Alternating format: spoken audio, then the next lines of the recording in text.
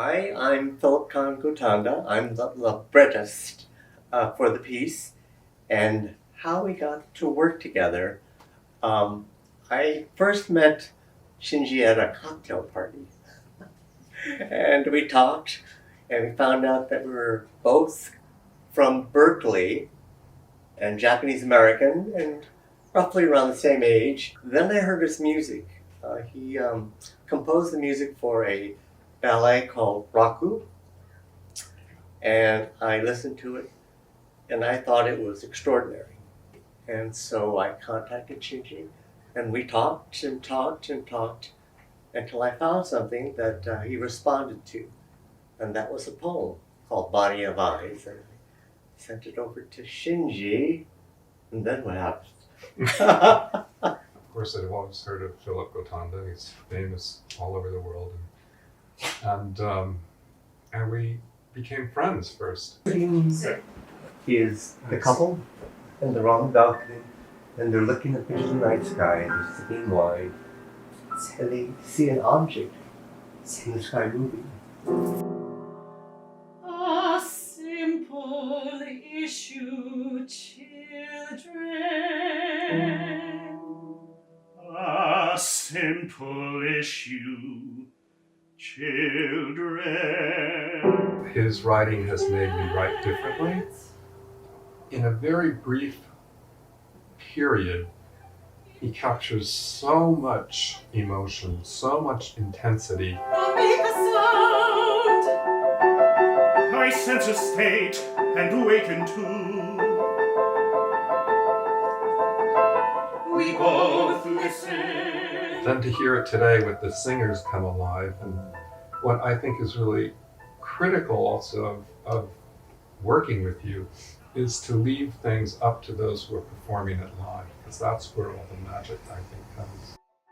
You play the original and then play your way. This is the fan. So the text is unfolds like a fan, right? Yeah. So that's what I wrote, and this is what Brenda wrote. Oh, it was up one. Isn't it so much better? Yeah, I really appreciate this project, of course, to work with Tucci and with Victor. It's opened up a whole new world for me in theater, and to cross-fertilize like this is just brilliant. I love it when you got lost in the worm, and it just was going inward for both of you. This is a really sad song. I see you. I see you. I see you. I see. There's much going on in the world in terms of API and BIPOC, LGBTQ in relationship to violence, anti-Asian violence in particular in regards to this project. And I think one of the things I've always felt is that what can you do as an artist to respond to these things? And the thing you can do is do your art. Do your art big, bold. That's how you respond, I believe, as an artist. And without saying anything, all of you just somehow work together so beautifully. It's the greatest thing to work with real pros who just do it. You add the most important parts to this thing. So I'm very grateful. Thank you, Philip, for this opportunity. Thank you, Shinji, for all the music.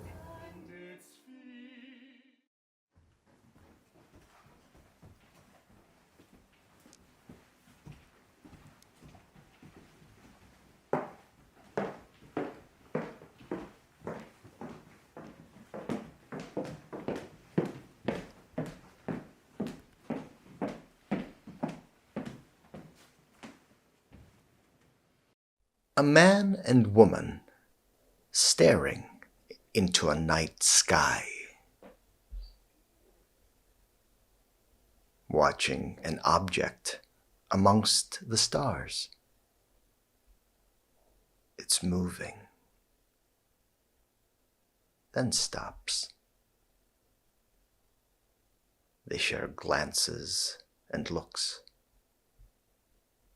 then moves again.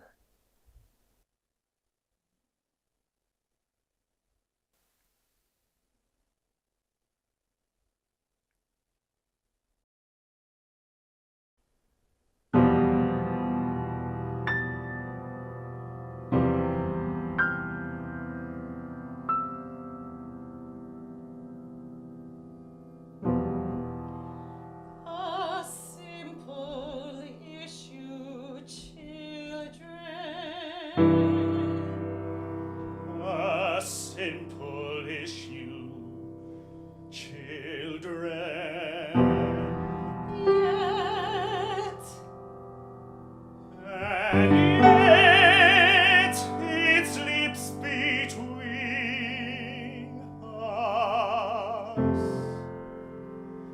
an uninvited lover.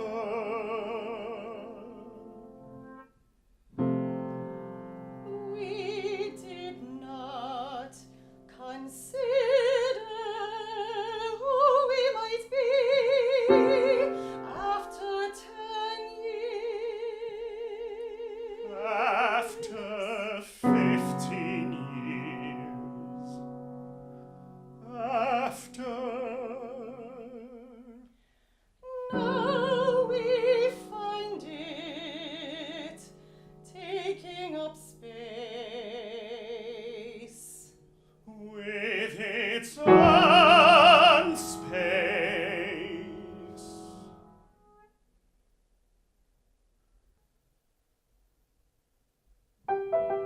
It wakens, I do not move, nor make a sound.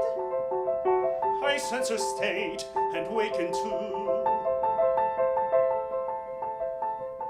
We both listen.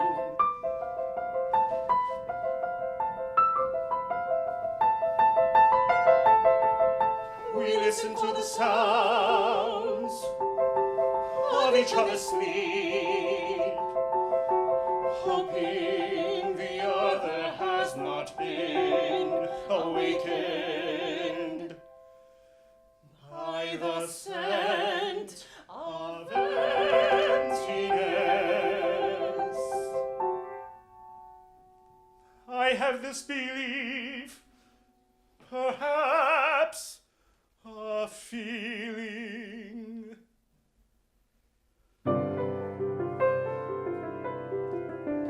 I can heal with my hands when I concentrate with another part of my being.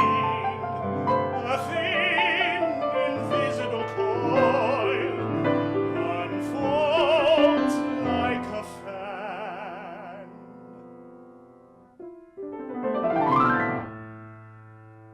Sending out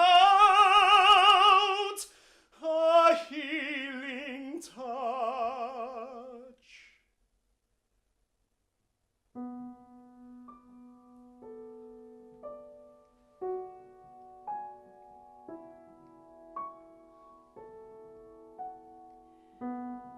There is hope for now still, small and helpless, like a newly hatched bird falling from its nest, discovered held in one's hand, taken home and placed on cotton, and fed with an eyedropper. We lie awake here and now, both listening for its tiny peeps to open the night's womb.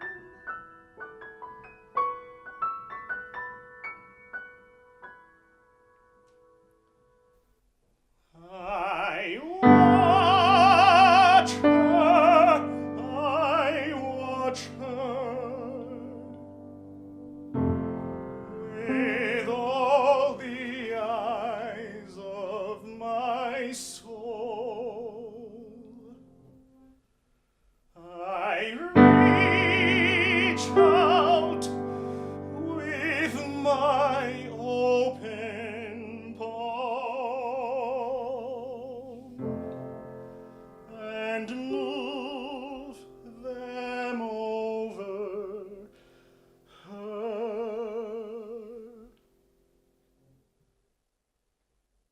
I see you, I see you, I see you, I see. I see you, I see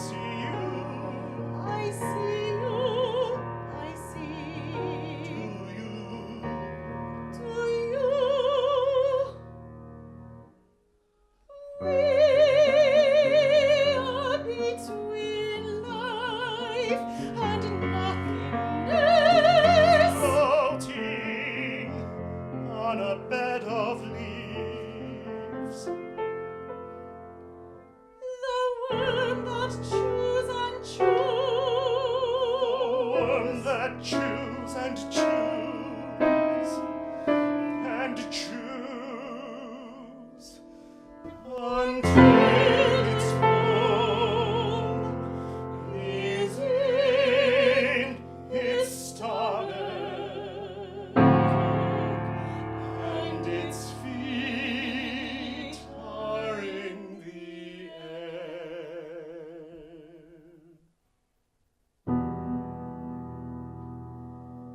A simple issue, children. A simple issue, children.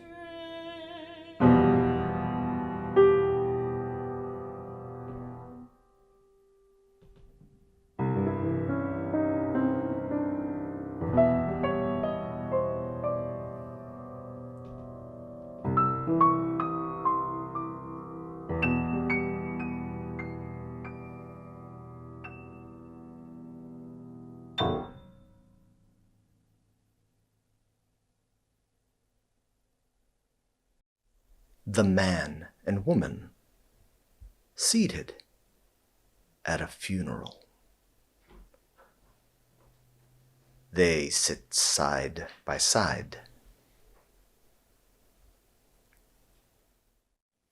Silence. Hold. Fade to black.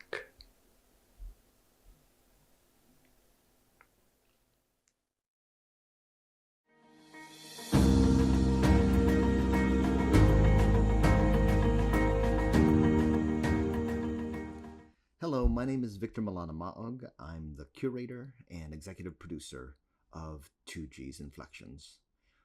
What you'll see today are projects that were rehearsed and taped within 4 hours' time. 40 artists strong who came together against this backdrop of Asian American hate and violence and put together stories of humanity about the great range, depth, joy, resiliency of our community. That's the best answer that we have. How do we show more of ourselves so that people can see us in the most vivid way? This is what this project's about our own freedoms, our own agency, our own liberation, but also a chance to share moments in our life, moments that aren't always seen, but hopefully you can relate to. This is Inflections. Thank you for joining us.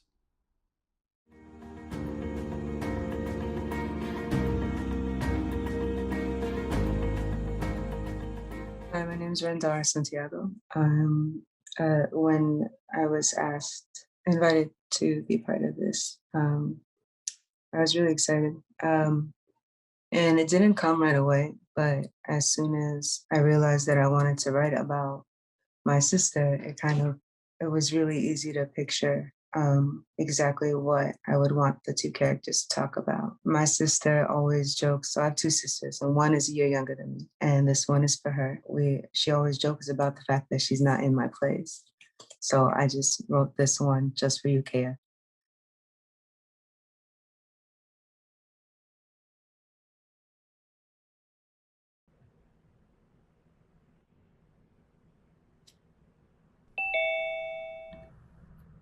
Whoa, hold on. Hey, What's up, Maya? hey, what are you doing? I'm packing. Oh, where are you going? Work? The one in Cali? No, that one starts later, like end of summer.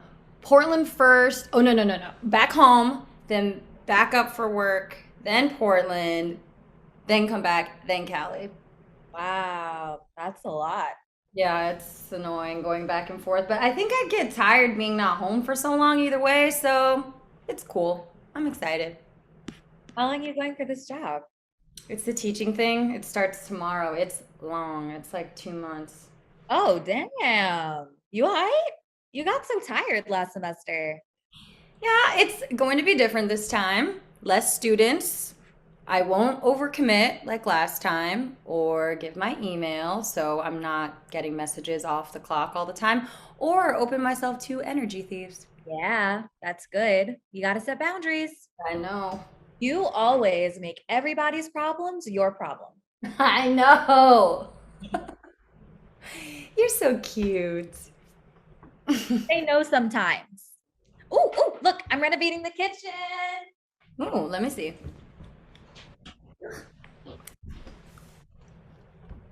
Oh. Okay, so we haven't started yet. I'm gonna redo the cabinets because, like, look, they're ugly, right? So I'm gonna change this laminate mess. It's such a mess. I want to make it like wood, and the accents and all the appliances wood. Cute. Like birch or mahogany or. I like oak, like this. Oh, which one? Like golden oak or red oak. Oh, yeah, that's pretty. But it's gonna clash.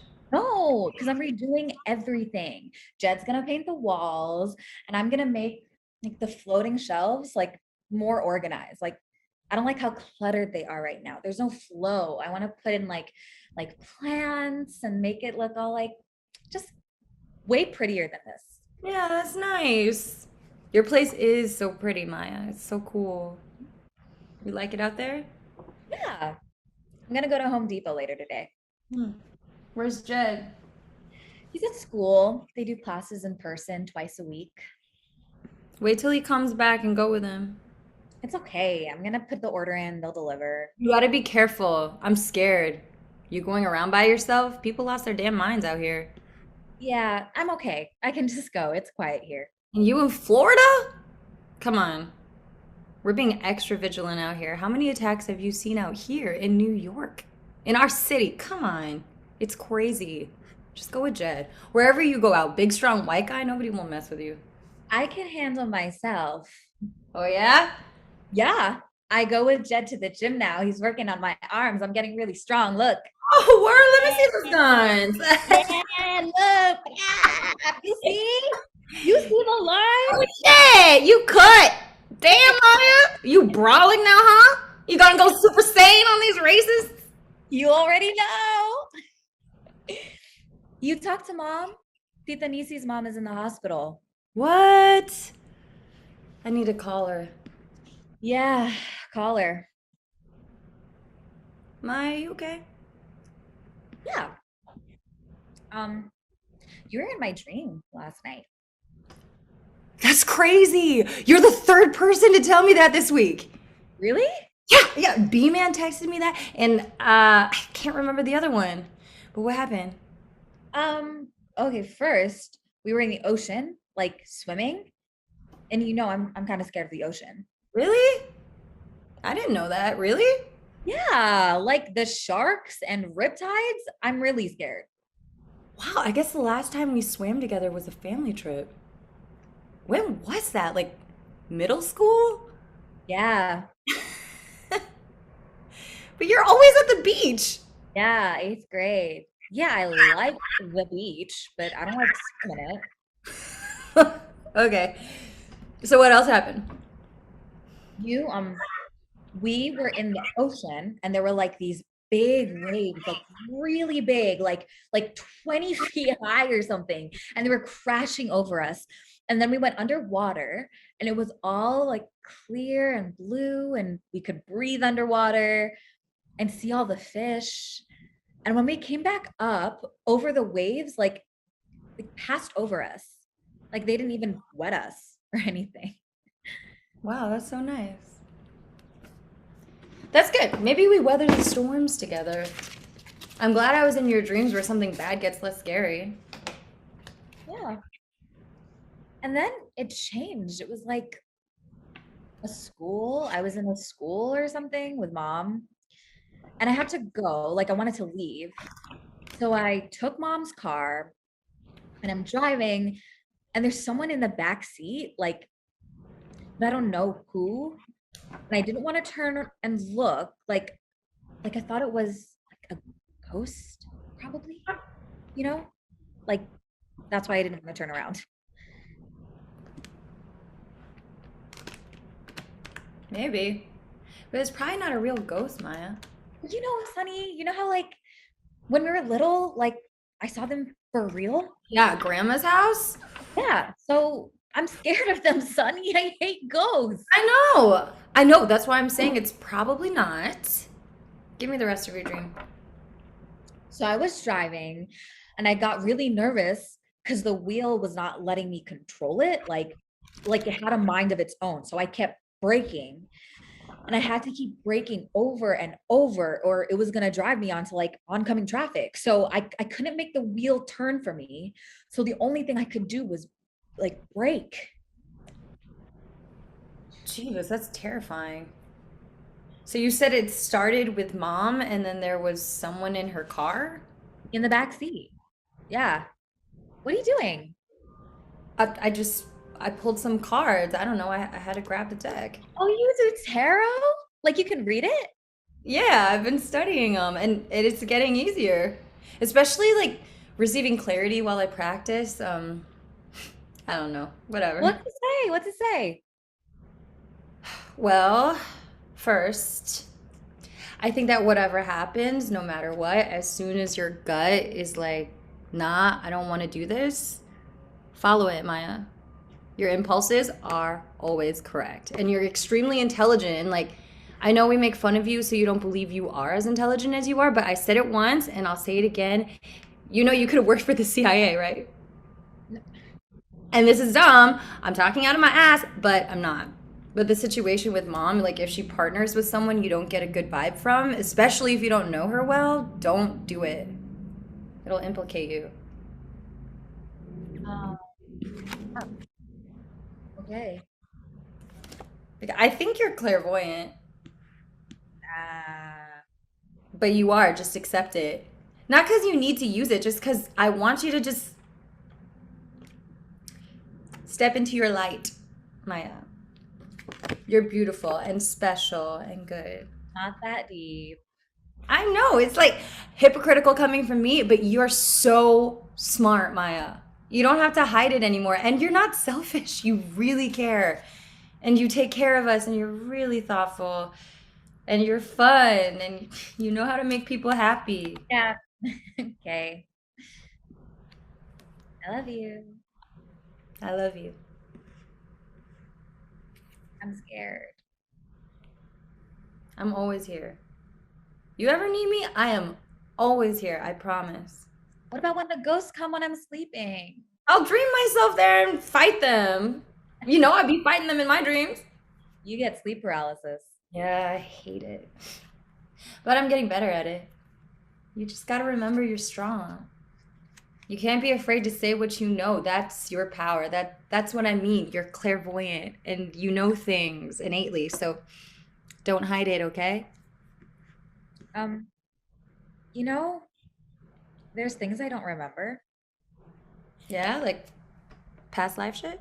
No, like remember when mom and dad made us go to the therapist? Like, um, she told me that I need repressed memory therapy.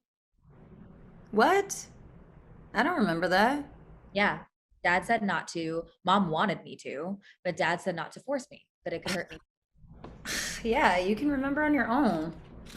Good. I'm glad dad did that. Yeah, but I don't know what it was. Do you want to go to therapy? I don't know. I'll find you a good one, a sliding scale one. I want to do the psychic medium thing that you did. Oh, yeah? Yeah, but I'm scared. Okay, I can be there with you. What if, like, she says there's a ghost attached to me? There's nothing like that. Are you going to try to remember things? You should record your dreams, like when you wake up in a dream journal. Okay. Yeah. I'll meditate, maybe. Don't force yourself to remember. Huh. Do you remember our babysitter when we were like 4 and 5? You were 3, I guess. Oh, we had a babysitter? Yeah. When we were little, she was the neighbor's daughter. She lived on the 4th floor. Evely. No, You don't remember her at all? no.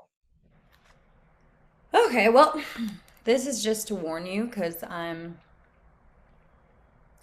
don't think she did anything to you because she always locked you out and only did it to me, but just so you know, your memories could have something to do with sexual abuse, okay? I don't think she did. I really don't, but she did it to me and you didn't really know, but you knew she was always locking me in rooms with her and you felt really left out and isolated. I'm sorry. Oh, I'm sorry. I didn't know. Okay. I remembered a while ago, like in my early 20s. I just want to make sure you're okay and that you're safe no matter what. Okay. There's no ghosts, Maya, because I'll protect you. Um, so remember last time and we were talking about my dream? Yeah.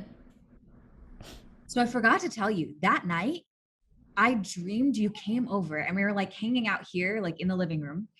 And then somebody knocked on the lanai, like on my screen door, and it was a ghost, Sonny. It was so scary. And it just kept knocking and knocking. And we were so scared. And I just prayed. Like the one that dad told us grandma told him to do when he got cursed by that bruja. So I just prayed and it started to shrink smaller and smaller. And I woke up, but it was so scary. Oh, that's crazy. Well, don't be scared. It's not a ghost. What if it is? No, but it's crazy because I had a dream after our call too.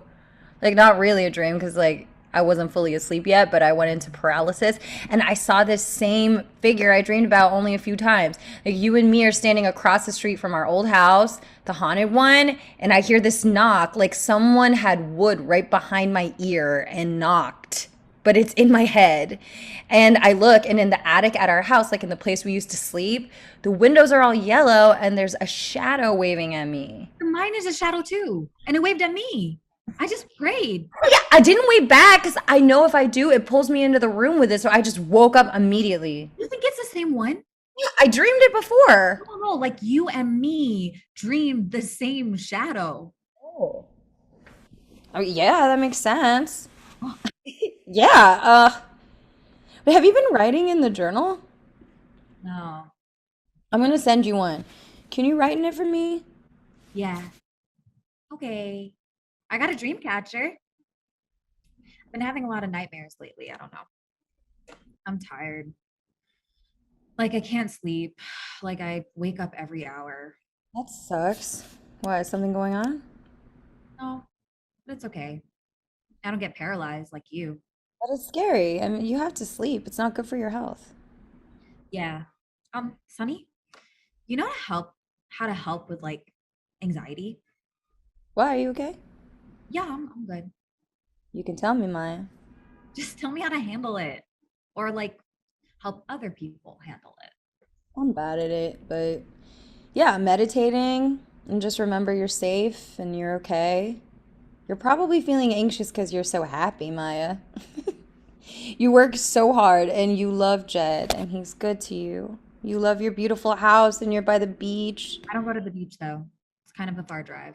Well, still, I think it's hard to like accept that you're okay, that you're happy and you don't have to like with us. I know it feels safer to be unsafe, like to have shit about to hit the fan all the time and now that you're finally chilling, you can't like relax cuz it just feels wrong.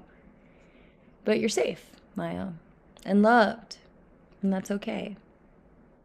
Yeah. Um, remember when dad was gone? Yeah, like after I left? Yeah. When they divorced? Oh, after I came back. When we moved? Okay, yeah. What? Well, that was the first time you felt like my sister. When you were at mom's?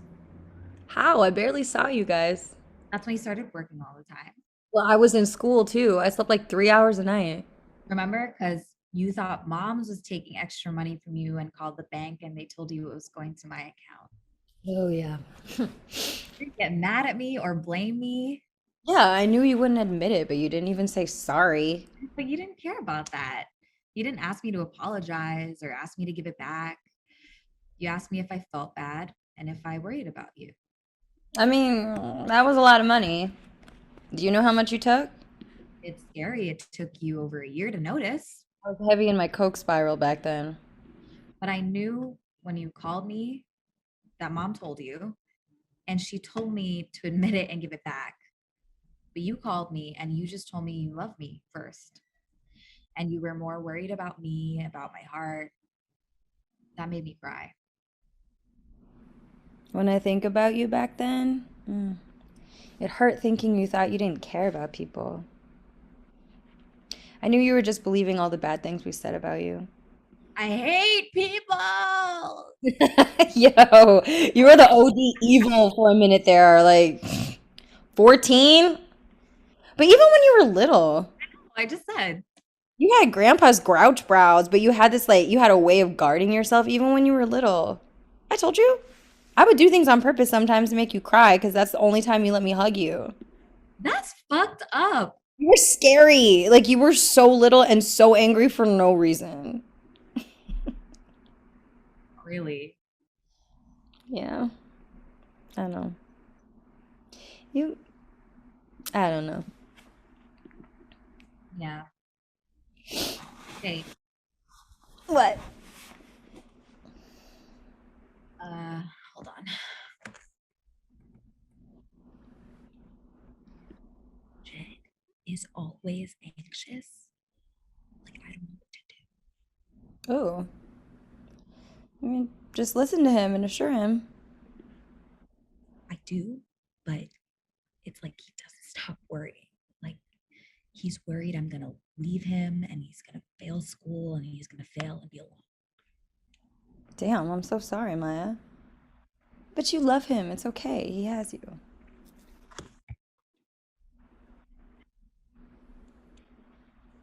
But nothing I do makes it better. He just won't stop worrying. So he has bad anxiety? Yeah, he's scared because he loves me so much. I'm gonna leave him. Like he believes everyone he loves will leave. It doesn't matter if they love him. That's hard. Yeah. I just want to make him better. Well, don't force it. Just be there and listen. And get him to accept that he needs to trust you. I tell him all the time. And be patient. Don't rush it. This stuff takes time to accept, to believe it, you know? I do all of that, Sonny. Don't let it be, Maya. You're not responsible for his happiness or his ability to. It hurts me. Like it makes me sad when he gets like this. Maya, you are loving him so well. You are doing everything you can. You're doing the best job anyone could. You're so good to him. So just calm down. You're doing great, Maya. You're doing everything you can. You're not doing anything wrong, and you're not the reason he's sad or anxious. Just keep loving him in a way that makes you happy. If you work on your happiness and love people the way you do, time will work it out.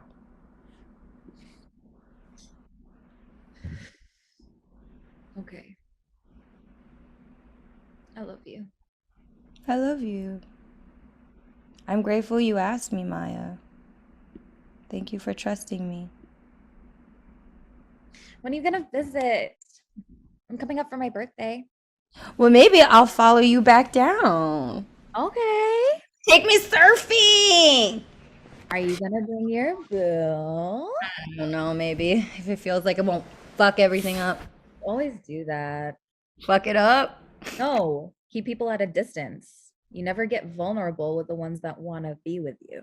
Okay, I have therapy tomorrow. Thank you. What happened to the Aquarius?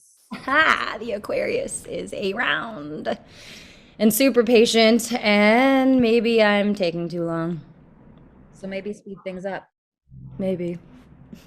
We gotta bring Bean to the beach. Oh, we gotta bring her back around the family. I'm sure she misses being with all the cousins. I miss her. Me too. And Chewy likes his girl. Oh, they made it official. He was teasing so hard. It's so cute. Her jewelry is nice. She's special like him. I'm happy they're good to each other. Let's see each other a lot this summer. Yeah, I love that. Been too long. Stop working so much. Yeah, I will. It's been a whole year since all of us got together. Like you, me, Bean, and Chewy weren't all together since my last birthday. Yeah, no more of that. I'll see you soon, Maya. Okay. I love you. I love you. Write in the dream journal. I'm gonna order it right now. Oh, and send me your new address. I don't have it. Okay. You better FaceTime me when you see Bean this weekend. Okay, I will. Don't be scared of ghosts. You talk to the shadow. If it's not a ghost, I'll try it. No, you should talk to it. Your powers are stronger than mine. You're the only one that gets messages from them, though. Okay, we will do it together. I will try talking to it. Okay, make sure you close the circle after. Oh, I don't have protection barriers. I gotta do that. I have a grid. Gotta, so it doesn't attach itself to you. Ugh. Okay, yeah, I won't mess around. I love you. I'll call you later. Okay, bye, Sunny. Bye, beautiful. I love you.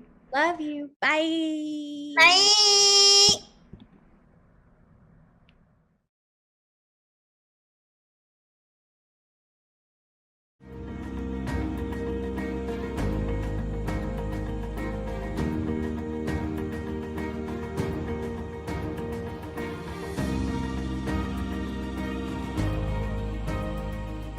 I wish I didn't have to write this play. But something has been happening since time immemorial, and I had to give voice. The violence against our Asian and Asian American community, against me, continually stuns me. It should stun everyone. Life changes, yet remains the same, but the wrongs do not need to repeat themselves. Please watch, listen, learn, and help stop hate and racism. Thank you for watching Darwin's Arch. Scene 1, morning, suburban home kitchen. On the dining table, 3 bowls steaming with juk, Chinese rice porridge, a framed photo. Helen enters, shuffling on her walker. Ruth follows behind her. I feel funny. Well, you should use the wheelchair. It's too soon for the walker. I feel funny, not crippled.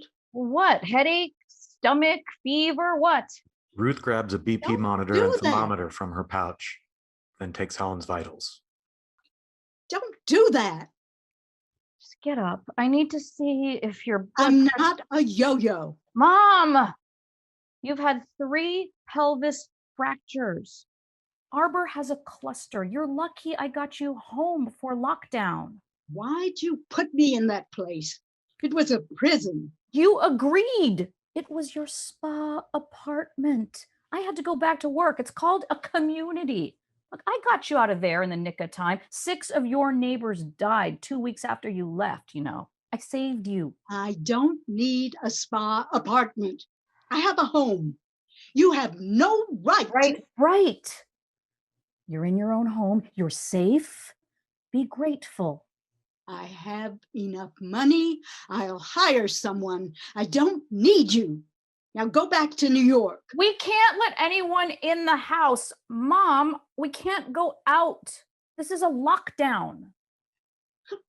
I'm under house imprisonment now, too. Look, everyone is dying out there. The count is almost 600,000 dead. Do you understand? I speak English.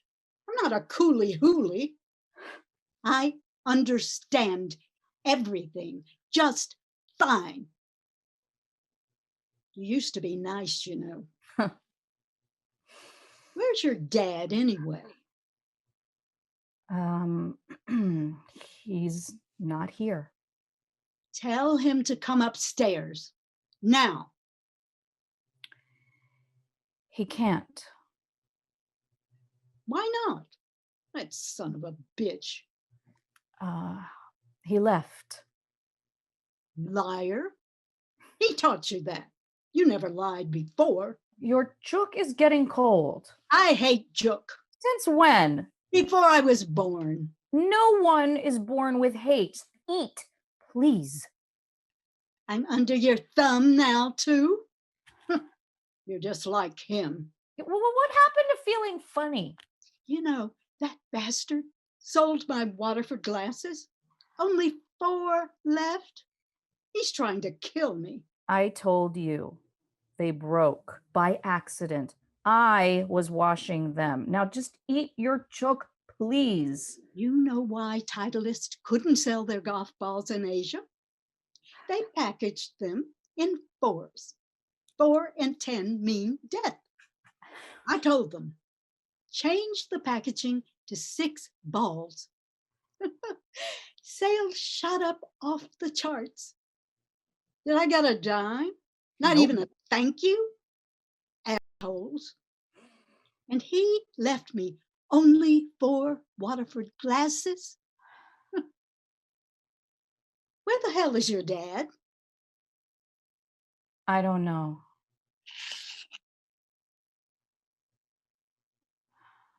Your jook is getting cold. You better come back, bastard. Your daughter is driving me nuts.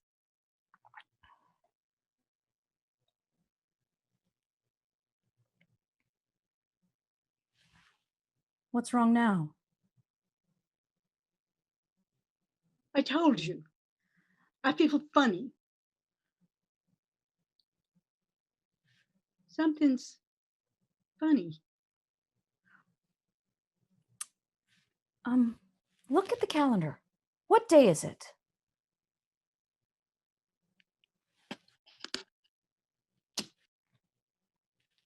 May 17th? Mm-hmm. Why is the 17th circled in red?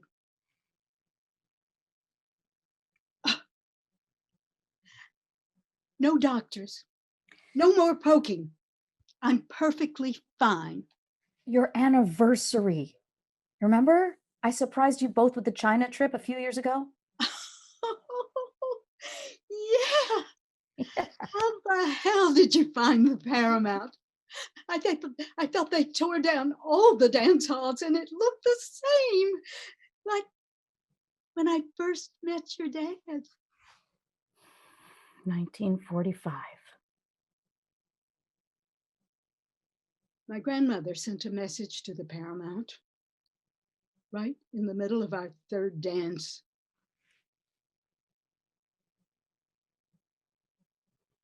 What was that song? What was it? Glenn something. Miller? Yeah. Yeah. That was the worst, best night. Felt like a rainbow in a cloud. Maya Angelou. What? That's who said rainbow in a cloud. So that's the caregiver's name. No. There's no caregiver. Never mind. Just try the chook. You might like it. I should have gone home that night. Well, I'm glad you didn't. You didn't live long then. If you're a woman and Chinese, you didn't want to live. I should have gone home. Just try the chook, okay? I've been cooking it all morning.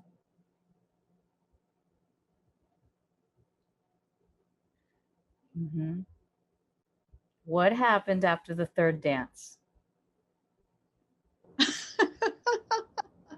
He was a terrible, terrible dancer. Well, not with you. I just wanted to dance. You know how corny and klutzy he is? Dorky, but a handsome dork. He sweet talked the hell out of my grandmother. Yeah, well, why'd you marry him if he was such a dork? I owed him. Money? I was dancing, not whoring. Well, I don't get Those why. fuckers, they took everything. They hated us. No reason. If you're told to lie, you lie. If you're told to kill, you kill. If you're told to hate, you hate. Lemmings. Thousands of lemmings with no minds of their own. Insanity's poison. Once you take it, there's no turning back. If your dad didn't get my grandmother, mother, and sister out of the house, those fuckers would have gagged. I should have gone home. What, to get gang raped, Mom? I owe your dad. In war, people die. You chose to live. War doesn't give you chances, just consequences. Your dad understood. Chinese get Chinese, blacks get black. You'll never know. You'll never understand. America made you forget. I should never have raised you here. Tell your dad to come up for breakfast. The juk is getting cold.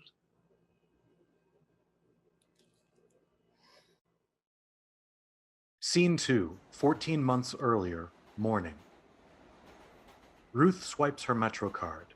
A young brute shoves her to the ground, runs through the stall, steals her fare. Hey! She swipes another fare, goes through the toll stall, stands on the platform. Bam!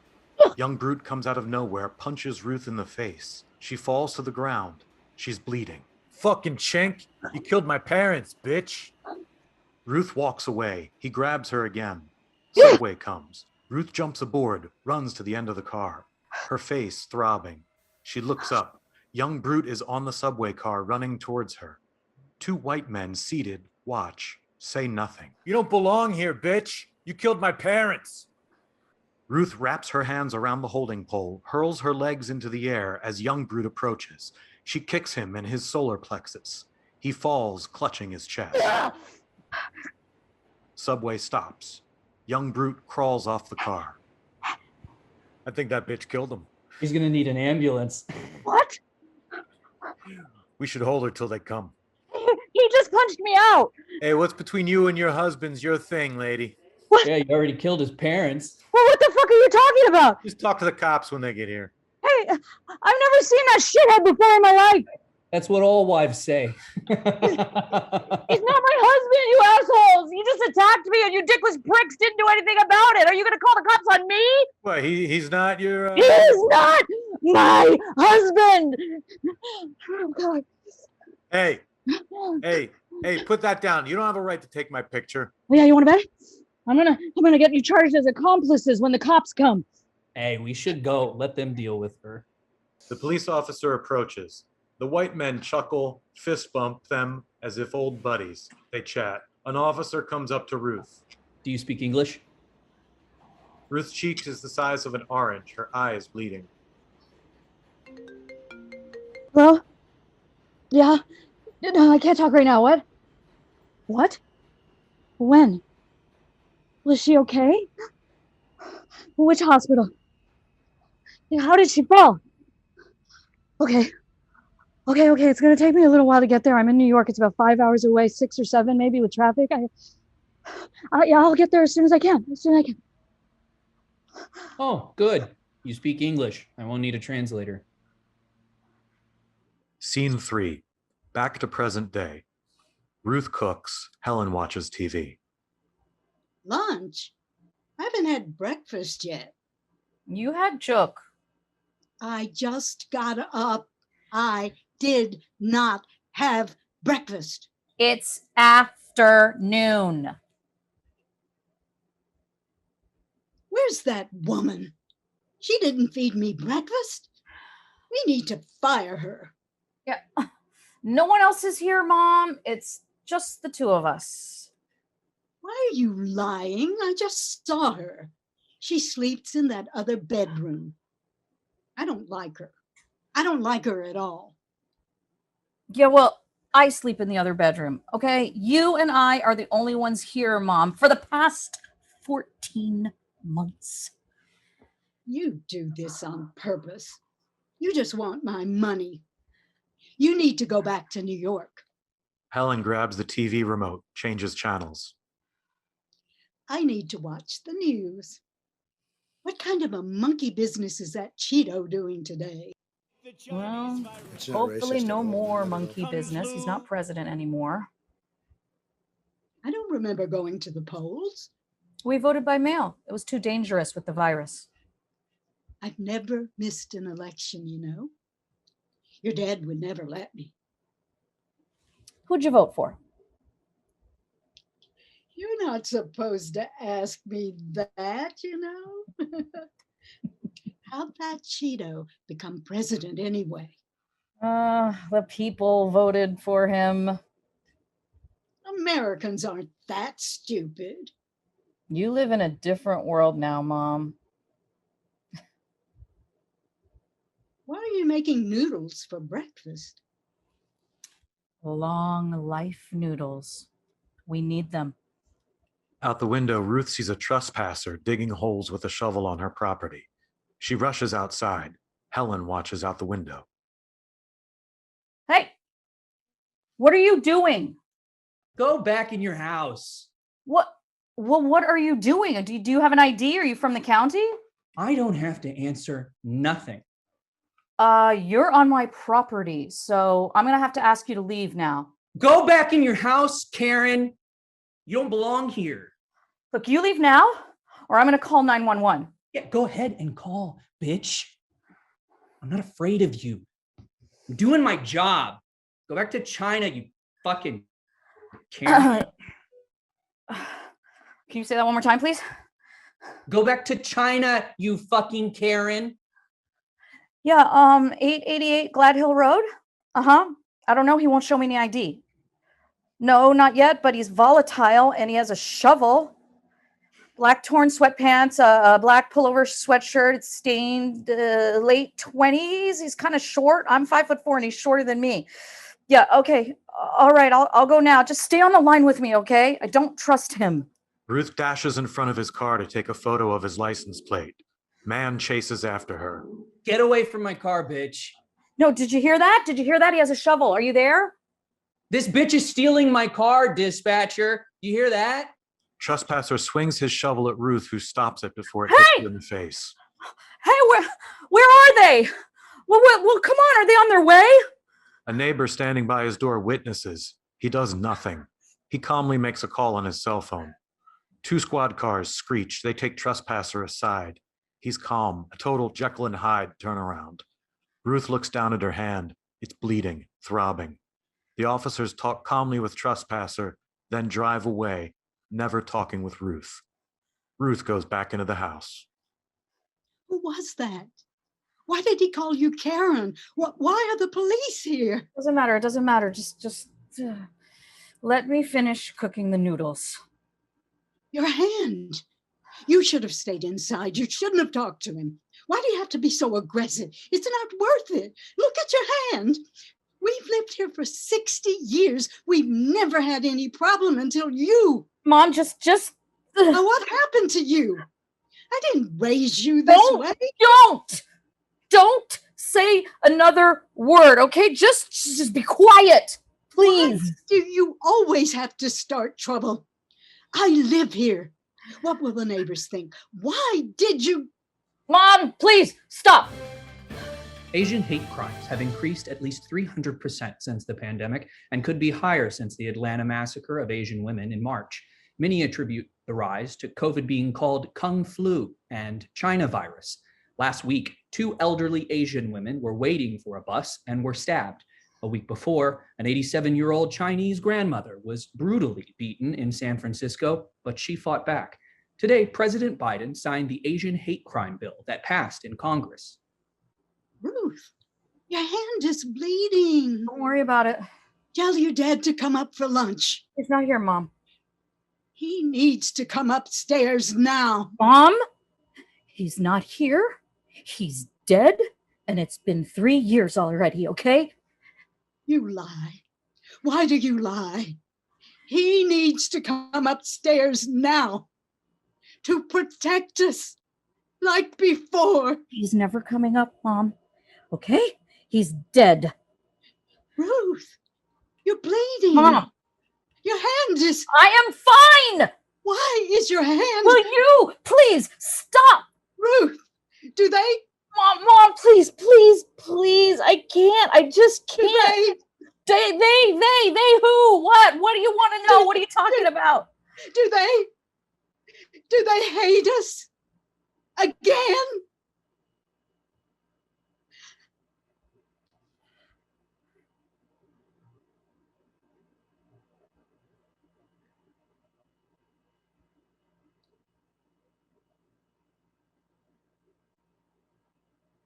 A shocking occurrence happened last evening. Darwin's Arch in the Galapagos has collapsed. This iconic natural formation, which has stood the test of time, corroded due to erosion. Darwin, who studied animal species, documented the animal kingdom's instinctual survivalist evolution, creating the well-known theory of the survival of the fittest.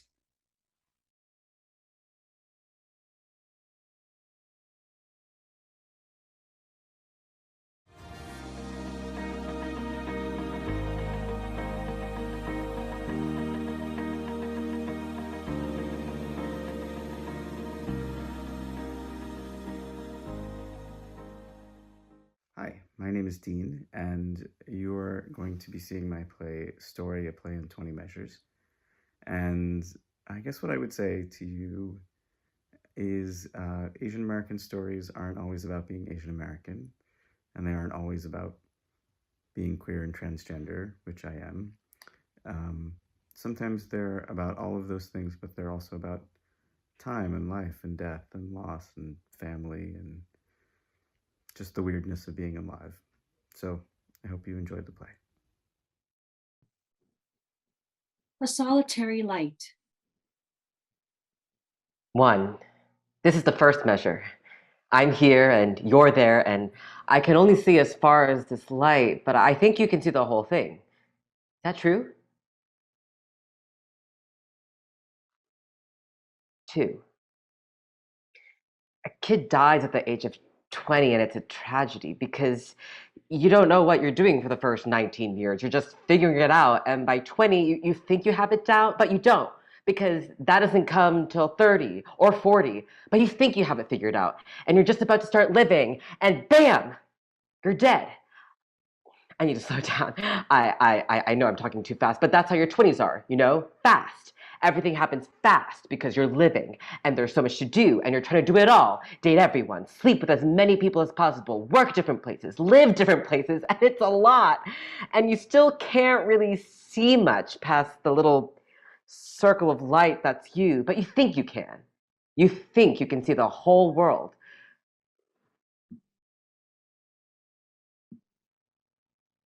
3.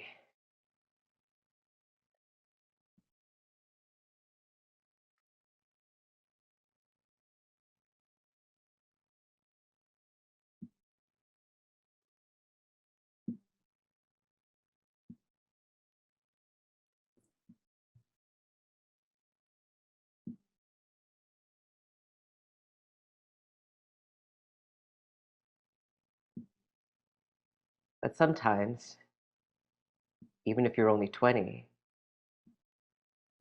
there comes a time when you want it to be over. When you're just a lot of talk. When no one's ever loved you, and no one ever will. Your parents stopped loving you at the age of 11, and your dog died when you were 17, and you've been on your own since then. And you smoke some cigarettes, and you do some drugs. And still, it's a long way to go before it's supposed to be over. fucking hard.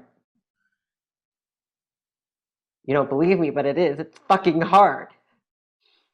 It hurts, and you can't explain why, and everyone wants you to buck up, and sometimes it's a razor blade, and I pull it quick across my wrist, or deep across my throat, or a plastic bag over my head, less mess that way, or maybe getting hit by a subway would be instantaneous, and 1 minute I would be in the air, and the next I would look down on my body, and it would be a mangled mess, and I'd feel bad about that. Bad that someone had to clean that up, but at least it would be over.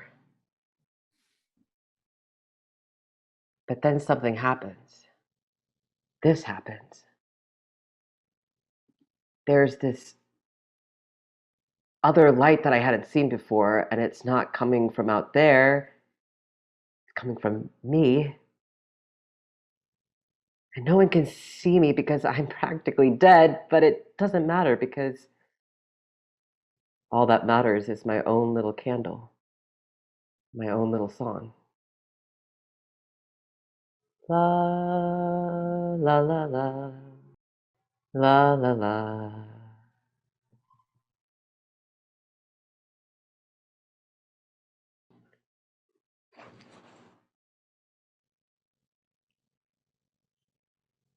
That was 4. This is 5. Oh, hi. Hi. I like your light. Thanks.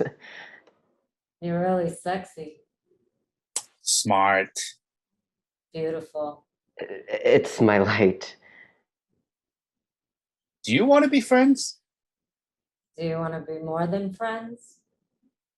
I don't know. I just want to be me right now. Is that okay? Oh, yeah, Sure. of course. That's what I want too.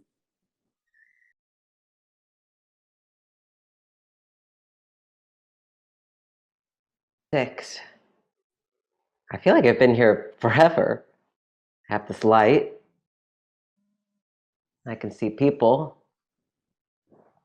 I can see you. I can see you.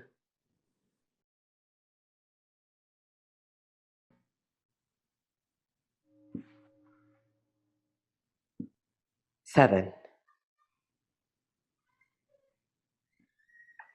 Have you ever seen a naked woman? Sure. For real, not like on TV or something? Yeah, of course. I've never seen a real naked man. Not a real one, like right in the same room with me. Can I take off your clothes? Would you mind? Uh, I don't know. I guess not. Are we gonna have sex? Guy takes off his shirt. I don't know. They unbutton his pants, pulls them down. Guy stands there in his shorts. Can I touch it? What? No. He covers himself with his hands and turns away. I've never. I don't care. God, I'm not just a rod, you know? How would you like if someone were to grab your junk and folded it and didn't care about you at all? I'm sorry. I know what that feels like, to have someone touch you and not care about you at all. Don't you dare feel sorry for me. I know I'm sexy. I know how to move, how to look. I can make things happen with just my eyes. I can give a guy a blowjob that will make him leave his wife. I know who I am. And the truth is, I don't even think men are all that attractive. You're the one who I want to be with. You're the one who makes me want to be better. But you, you fucking feel sorry for me, don't you? Well, fuck you.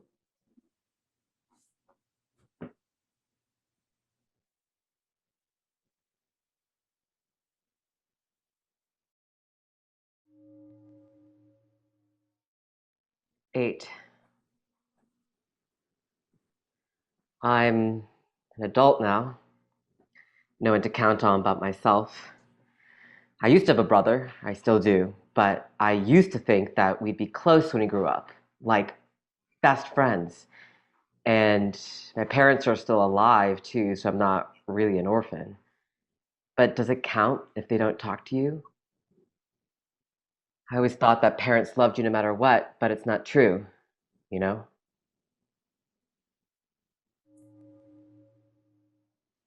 Nine.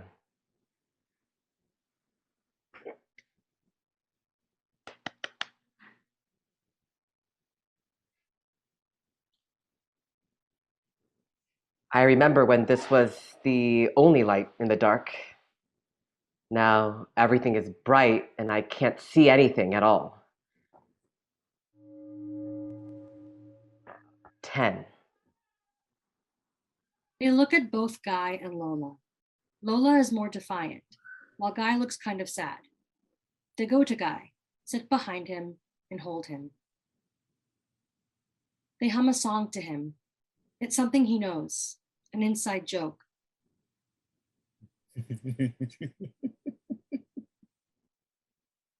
He stands. They aren't expecting it, but he turns and hugs them tight. They are touched by this. Mischievously, they both sneak up on Lola, then pounce. Fight them off. Get off me, you freaks!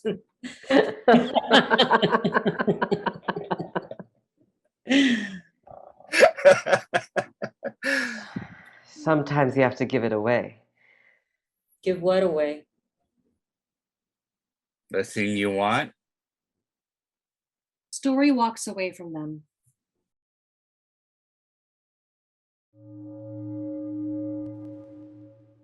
"11. Our time together is more than half over.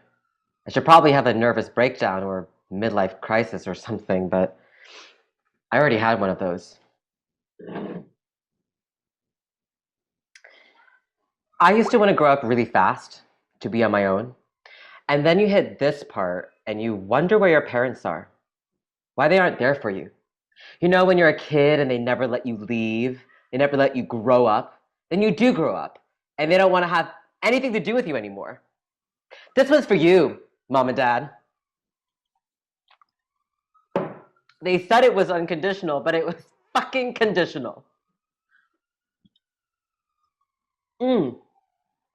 And Lola's parents, she has to pretend to be a little girl with them when she sees them, which is not often enough because they refuse to come here. She always has to go there. This one's for you, Lola's parents. Okay, now. That's enough of that. I'm not done.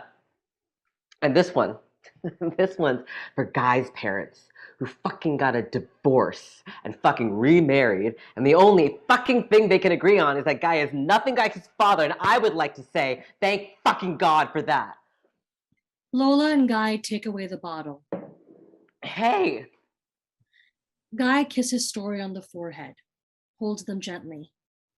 Lola kisses Story's palm. You make your own family. Heard that before. It's not the same. It's not fucking the same. No, it's not, but still, you make your own family. 13.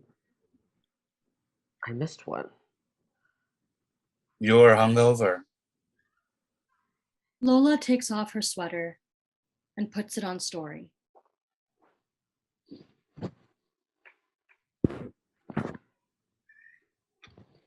Guy takes off his glasses and puts them on Story.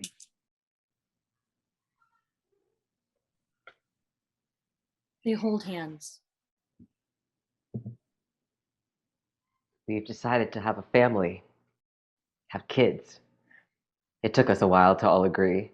One of us would want to, but the others would be against it.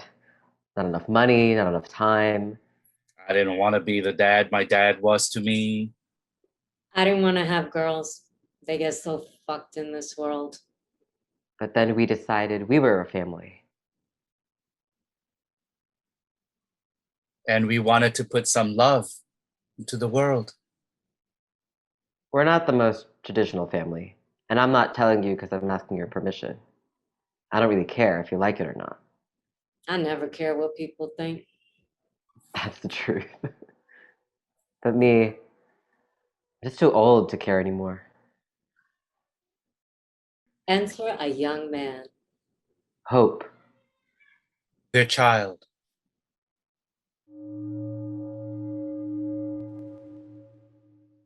"14. Lola and Guy stand with Hope. Hope is shy around all these new strangers. And clings to Lola and Guy. This is our child, Hope. He was stuck in the foster system. We took him in. We do our best. We can't give him a lot, but he doesn't seem to mind. Guy is a good cook. He makes macaroni and cheese, and it's not from a box, but I like it. And he also makes me pancakes with chocolate chips on Sundays, because that's what God would eat. And Lola taught me that if someone hits me or picks on me, I should hit them very hard somewhere that won't leave a bruise, like their nuts. And story, they say that music can make you cry the kind of tears that are good, that clean your window so you can see into the world better. And sometimes they sing to me when I get nervous, real quiet, so no one else can hear. But I can hear.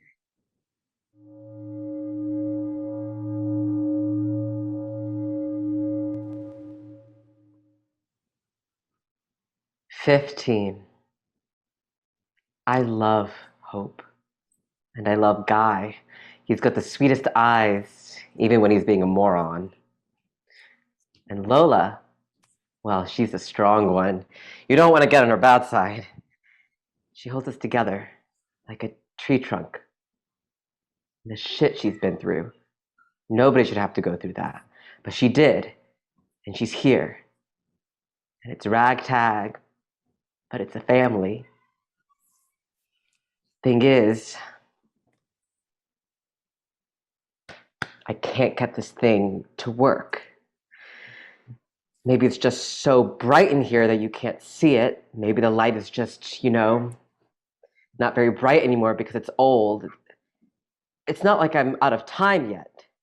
20 measures and we're only at 15, so it's close to the end, but not the end. It's not like I have forever anymore.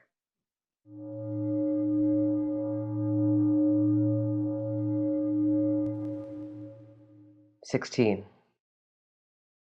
Guy and Lola and Hope come and go around story. They're tending to everyday things, exiting and entering, getting dressed and undressed, coming and going. Sometimes I think of that time, when I was at the beginning of it all.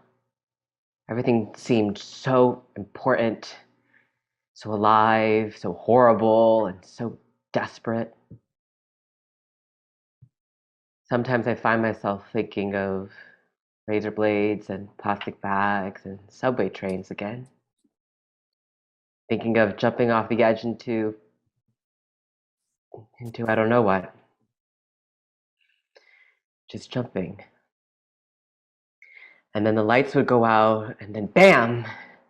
Maybe I'd be saved at the last minute, and then darkness, and then a little light would go on. A little light in the darkness.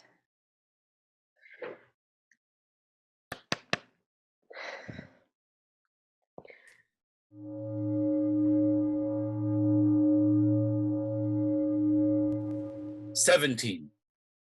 This is the coda." Guy and Lola take story and gently lay them down, crossing their arms across their chest.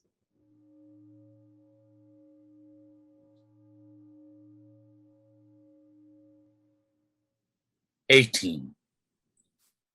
They died in one of those random shootings that happen at the post office.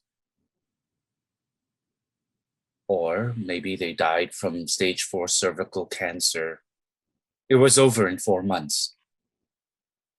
Or maybe they died in a drone strike that killed the wrong people. Or maybe they got hit by a car coming home from the grocery store. Or maybe they lost their light and went looking for it and got lost and couldn't find their way back. They taught me how to dance.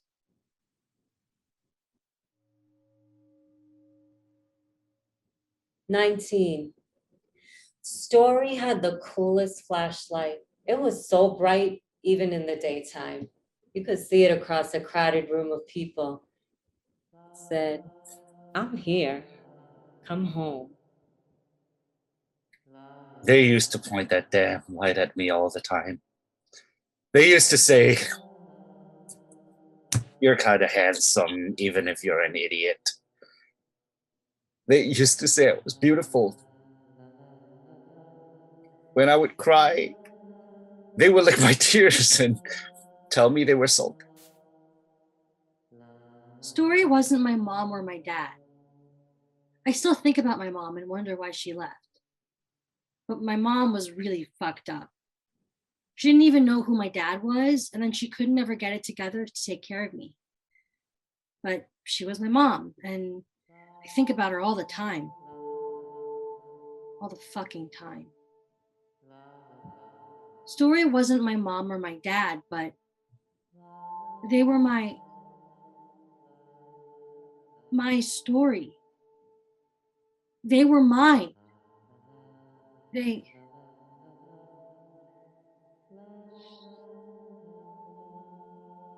20. 20. 20.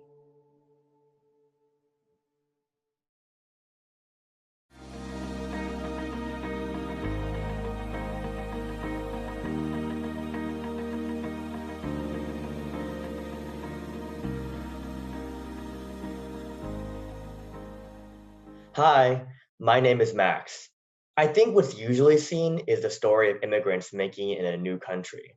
But what I find less talked about is how the rest of the family, those who stayed behind, how they feel watching their loved ones start a new life in a new country, how they might perceive the imagined better life in that new country, and how that in turn makes them question their own life in the place they've always called home.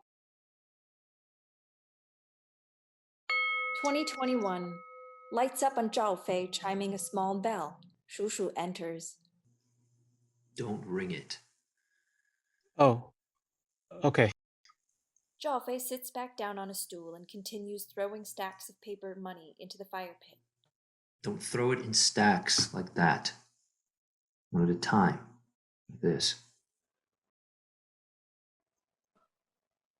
Now she'll get it.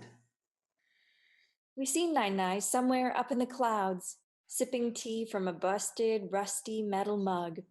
She wears a watch. She feels something in her jacket and takes out money. Back in the good old days, there was no money. She throws the money back down into the fire.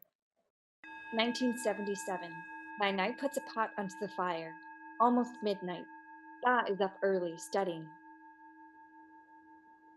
You up early? Woke up an hour earlier, but I couldn't fall back asleep. The baoji is steaming in here. Thanks, Ma. Are you sure you got enough sleep? I'm fine. Switching from the day shift to the night shift takes quite a toll. It's all right. Who enters? Hanjiang, where have you been? Out. Where? Around the city. How am I supposed to keep track of you? Don't. I come back, don't I? Past midnight sometimes. I'm safe. It's fine. Save? Are you really safe? I don't know what you get up to in the city, but soon you might end up like your father. Calm down, Ma. It's over. Mao is dead. Something lets up and that makes you think it's okay to run around doing whatever you want? I'd already graduated from school. I'm an adult. You are 15 and they truncated school for the revolution. You know what? Great. That's great. Hey, big brother, why don't you have a say? Mom shouldn't be nosing around into my business, right? Don't bother him. He is busy studying. Come on, Mr. Big Shot. Trying to get into college? You never say much. Let's hear what you have to say.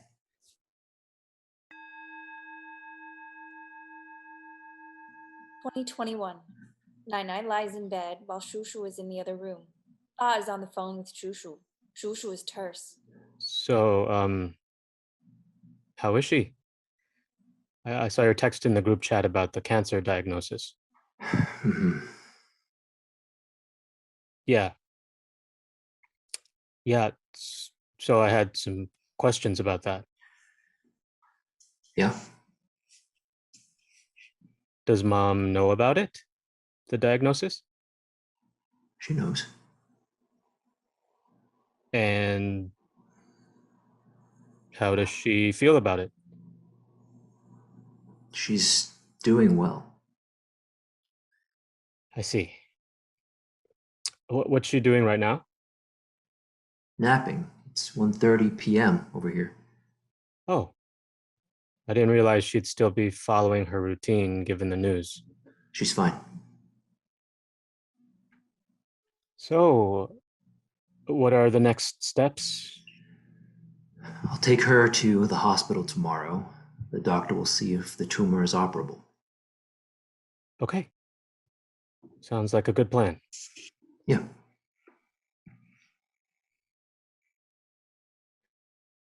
Do you have any other questions? No, I don't think so. All right then. Well, yeah, keep me updated. Shushu hangs up. 2021. Zhao Fei sifting through drawers. Where is it? He goes to the door and looks outside, checking to see if anybody is there. He goes back and continues scouring the room. Nai, previously lying dead, stands up. When I die, you must come back to Nanchan and find my will. You're not going to die soon. I put the will in the center of the desk, in the center of the middle drawer. There, you'll find it. Zhao Fei finds the will. He reads it to himself. My will is as follows. Cremate my body and scatter my ashes across the Gan River. Divide my inheritance as follows. Out of the 300,000 RMB, give 275,000 to my elder son, Han Hai, which will be given to Zhao Fei in place of his father not being here, and give the rest, 25,000, to my younger son, Han Jiang. 1999. Ah, talking to Nai. Signed, Lu Jiali. Is that okay? This should work. Shushu walks in carrying Ba's luggage. Jeez, you're already in China. Why do you still have to do that crap? He's just trying to make sure. The local police all know us. It's still the same Officer Liu sitting that same stupid counter. Well, with an American passport, I'm technically not part of the family. You got some heavy shit in here. It's because I have gifts. For you, little brother, I have Ba opens up the luggage and takes out a nice bottle of Jack Daniels. Jack Daniels Select. What does that mean? It's what Americans drink. A straight Kentucky whiskey. And for you, Ma, I have a watch. Oh. It's stainless steel, mechanical. I know you've been needing one. Fancy, fancy. Now you two enjoy those while I go to the police station to give them the letter. I'll go over to the police station. Ma, no worries. I can do that. No, I'll do it myself. Ma, I can go along with him. Han Zhang and I can both go. No. You must be so tired from the flight. 16 hours. I slept the entire way. I feel fine. I need to go out and exercise anyway. Nai takes the letter and leaves. 2021. Shushu finds Zhao Fei in Nai's room. He puts the will into his pocket. What are you doing? I was looking for things to remember her by. Old photos, you know. You couldn't wait until after the ceremony, until we moved your grandmother. You already started cleaning up some of her things. Was the one taking care of her. You put in your pocket. It's something I think we should discuss after the ceremony. Take it out.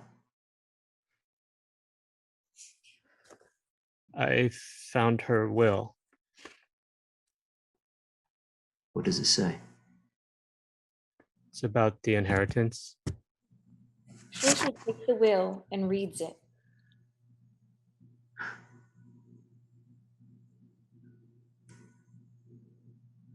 $275,000 to a son who isn't even here. So you're supposed to take the money. Do you even have a bank account? Foreigners can have bank accounts. Did she tell you about the will? Yes. Is that why you were rummaging through her room before we even took the body away? She told me to come and immediately find it after she died. You couldn't just wait. Look, I'm just following orders. Who are you to do that? You think you belong here, but you don't. 1999. Ba and Shushu. Shushu takes a sip of the Jack Daniels. Good?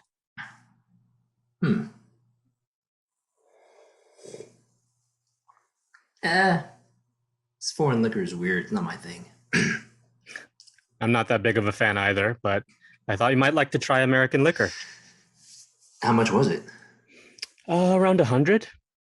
RMB. USD. Oh, doing quite well for yourself then. I'm doing okay. I wanted to buy something nice, something truly American. Are you truly American? Enough to be kicked out of the Communist Party. Really? Party members can't go to America, and they especially can't hold a US passport. He hands it to Shushu, who flips through it. Well, good thing I'm not in the party. You can come visit, you know. The apartment is small, but... Nah, not for me. Howard Zhao. Nice name. It's not like they'll be able to pronounce Han Hai. That's America for you. So you can speak English now? I'm okay at it. How do you say beer in English? Beer. Beer. What about umbrella? Umbrella. Umbrella. Strange English words. I can learn English from your daughter. She's funny. She gets along well with your daughter. A jump forward in time. 2006. They get along well with Meng Ying. Must be busy having two. Well, two's not too much. It's more than we can have. Having a baby boy in the mix now definitely makes it a handful. That's probably how Mom felt. Oh, how's she been, Ma? She was really excited to see you. Post 2006. Gives Shushu a Game Boy Color. Here, this is for your daughter. It has Pokemon on it. Meng Ying will love this. Zhao Fei really likes her. He got his sister and his cousin to dote over him. And they all get along despite the language barrier. Kids don't speak Chinese that well. Well, they grew up in America. Chinese who can't even speak Chinese. Better make sure you don't lose your Chinese. I grew up in China. Nanchang specifically. I noticed you haven't been speaking our dialect. Well, I want the kids to understand Mandarin, so I speak that more now. Did you forget your own dialect? Well...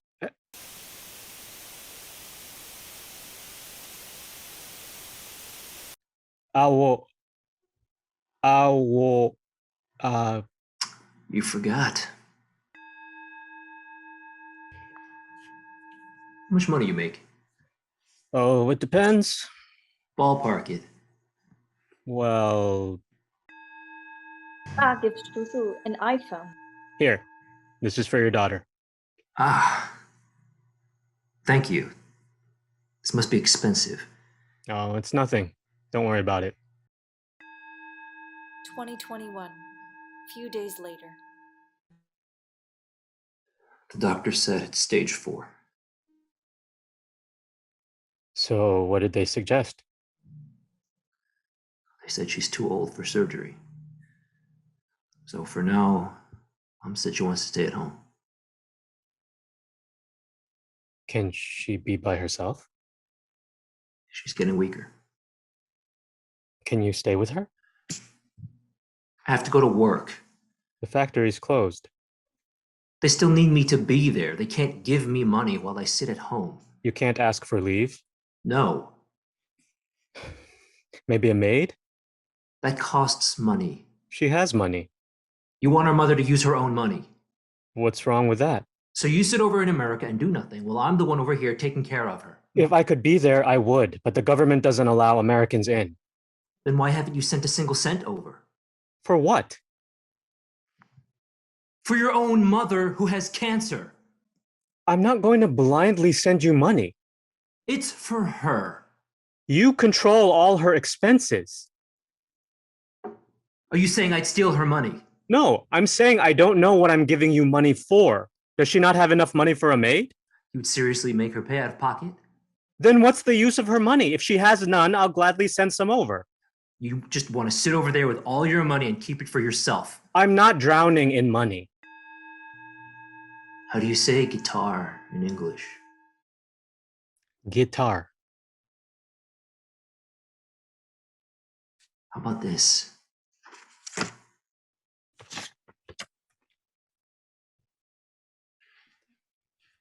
Give 275,000 to Hanhai. Give 25,000 to Hanjiang. And what about this part?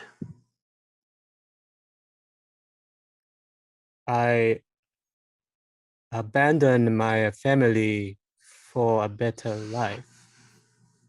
Go on.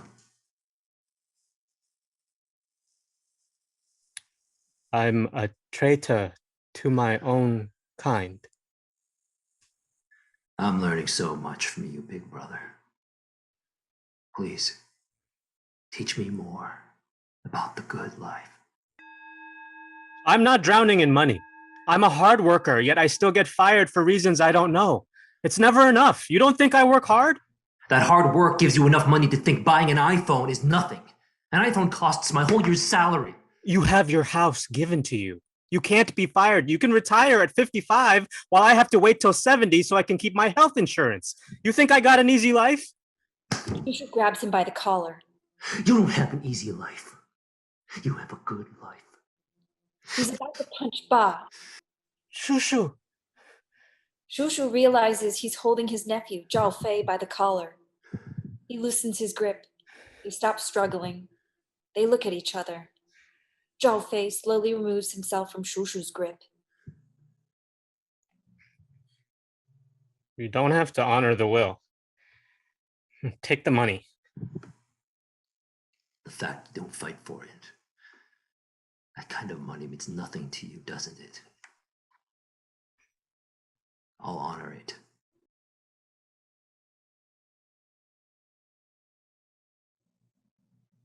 Two days before she died, she asked for fish dumplings. I couldn't find it in the market, so I went downtown and bought it. She ate 2 of them for dinner and nothing else. Her father left, so I was the only one to take care of her. Has anyone ever thanked me for my work? She still thought higher of a son who was never even there for her. You come here a few years ago to reconnect and you talk to her and you think you're close to her after 3 months. It's nothing compared to the years I have cared for her. She was my responsibility. You think you are, but you are not one of us. Shushu drops the wheel on the ground and leaves, going downstairs. Nai rises. What about when you went to Shanghai? You ask so many questions. Every day you're always asking me questions. Oh, sorry. Oh, no one has really asked me about my past so much. It's good. I'm curious.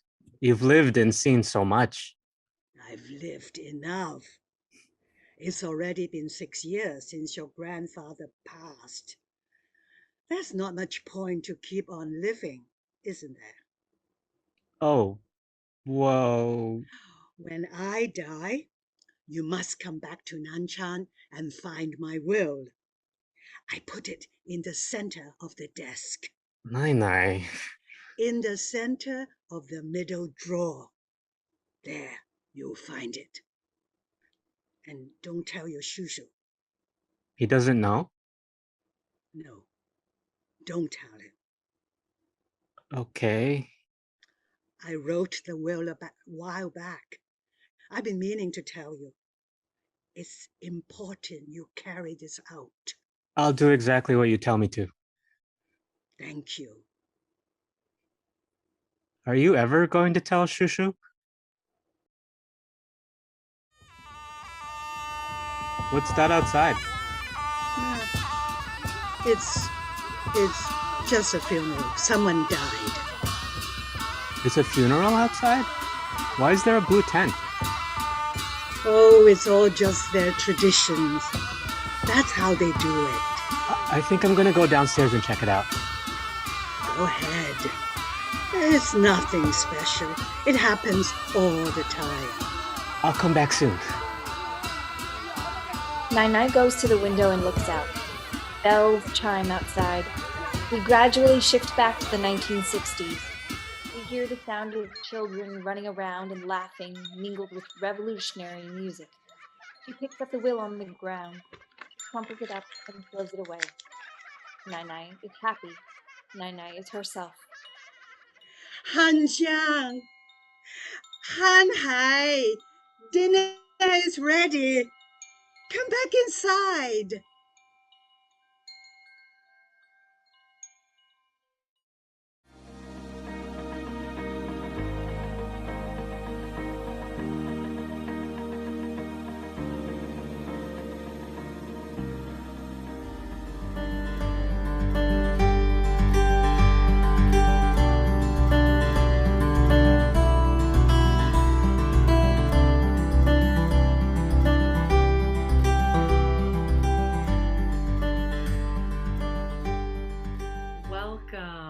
Welcome once again to our Consortium of Asian American Theaters and Artists space, our virtual space, to our Healing Over Hate series. And we're also, of course, grateful to HowlRound Theater Commons for their partnership with us in offering their virtual platform as we bring forth this series. Today, we have the great honor and fortune of hosting a couple of guests. But before we do that, I want to remind you always, please go to CAATA.net in case you'd like to become a member. We'd love to have you join us. And of course, we're always grateful and welcome donations. Once again, CAATA.net. You'll also find all our other updates there as well. So as we do here, we like to acknowledge the land upon which we are set. So I encourage you to take a moment of reflection and notice where you are. Today, I am zooming in from the land of the Gabrielino, Tongva, and Chumash peoples and many other nations throughout California. And it's important to note that we honor the cultures, traditions, languages of all Native Indigenous peoples. We also work to be in right relations with all the Native Indigenous leaders and artistic theater makers that we work with, and certainly in our communities as well. And we want to honor the way Indigenous and Native folks also govern their communities and work respectfully with them on that score. It's also important to note that many of us are here certainly in a virtual platform, and there are many folks streaming in and utilizing technology that leaves a carbon footprint, impacting the climate, contributing to climate change that most negatively affects Indigenous communities. And we're utilizing broadband internet that Native Indigenous communities often lack access to. And it's important to recognize that we must go beyond just acknowledgement and language that is the baseline, actually, of the work we can do. So I invite you to learn and respect and take actions and build authentic relationships to support the authority of Native Indigenous peoples and honor their sovereignty, nations, tribes, communities. Native Indigenous peoples are not just of the past, they are still here. And we honor their resilience. They exist brilliantly now and well into the future. So, with that, if you haven't already, please acknowledge the lands upon which you are set and deepen your relationships with the Native and Indigenous peoples in your communities. I say also thank you for that. And for me, for my culture, domo arigatou gozaimasu for that effort and those commitments. So, with that, it's my honor and pleasure once again to be back here with the Healing Over Hate series. And thank you also to Theater Communications Group, who has also supported uh, bringing about this series. It's been tremendous. We've been able to have upstander, bystander, de-escalation, and self-defense training. We've learned about the history of anti-Asian hate in this country and all the way up to this moment. And recognizing, of course, since the recent administration and a lot of the rhetoric that really started to kick up anti-Asian hate and violence, this series has become really vital and important. We're artists, but we're also social justice workers, and we're committed to social justice at Consortium of Asian American Theaters and Artists. So with that, recognizing we're in this time of anti-Asian hate and violence, we're still working to end that, and with other anti-Blackness and anti-oppression against Indigenous and Latinx peoples and mixed race peoples. It's important to continue this conversation. So I have two guests, as I mentioned. It's my honor and pleasure to bring on screen Victor Malana Maog, who has been our president and vice president at CAATA. So really the president and vice president emeritus. So welcome, Victor. Thanks for being back with us here at CAATA. In fact, I never feel like you've left. Nice to see you, Leslie. Thank you for hosting us. Thank you. And then I'd love to bring on Ryan Shen. Ryan is on the steering committee of GAPINMI, an organization empowering queer and trans Asian Pacific Islanders.